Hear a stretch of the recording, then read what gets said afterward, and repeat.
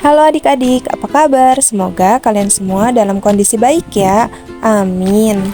Ketemu lagi dengan kakak Griselda pada video Fisika Kuantum Part 2. Peta konsep fisika kuantum. Pada video kali ini kita akan membahas materi hukum pergeseran Wien dan hipotesis kuantum Planck.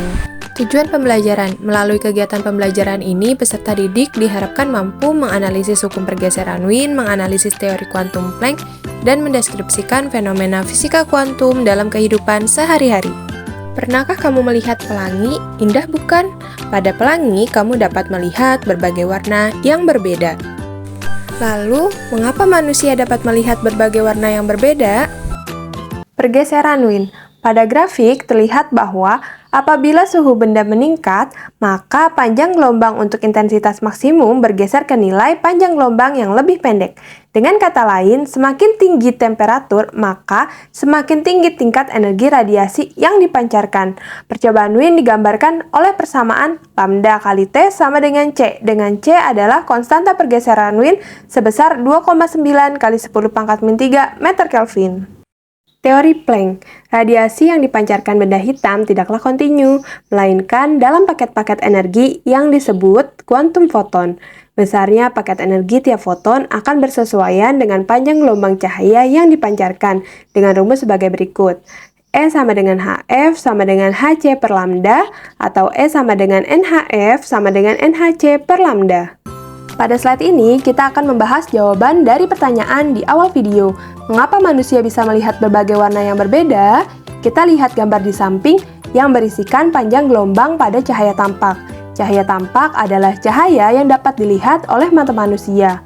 Mata manusia dapat melihat cahaya dengan panjang gelombang 400–800 nanometer. Itulah sebabnya kita dapat melihat berbagai warna yang berbeda dengan panjang gelombang yang berbeda. Contoh soal, berapa panjang gelombang sebuah benda pada suhu ruang 25 derajat Celcius yang memancarkan radiasi termal maksimum? Kita dapat menjawab dengan menggunakan rumus yang terdapat pada pergeseran Wien, yaitu lambda kali T sama dengan C. Yang ditanyakan adalah lambda, sehingga lambda sama dengan C per T.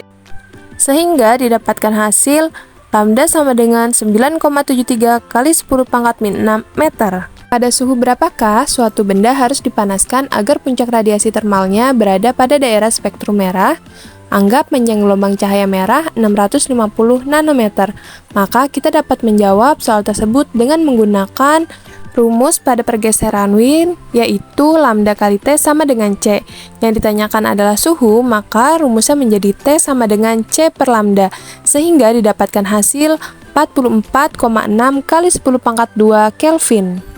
Soal berikutnya, hitunglah energi dari suatu foton cahaya biru dengan panjang gelombang 450 nanometer. Kita dapat menjawab soal ini dengan menggunakan rumus pada tetapan Planck.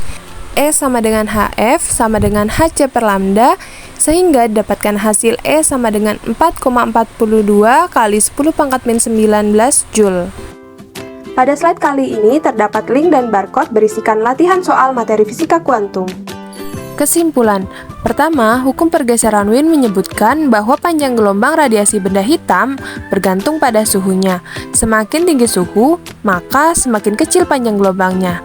Kedua, menurut Max Planck, radiasi elektromagnetik hanya dapat merambat dalam bentuk paket-paket energi yang dinamakan foton. Sekian pembahasan tentang materi fisika kuantum. Kurang lebihnya mohon maaf. Wassalamualaikum warahmatullahi wabarakatuh.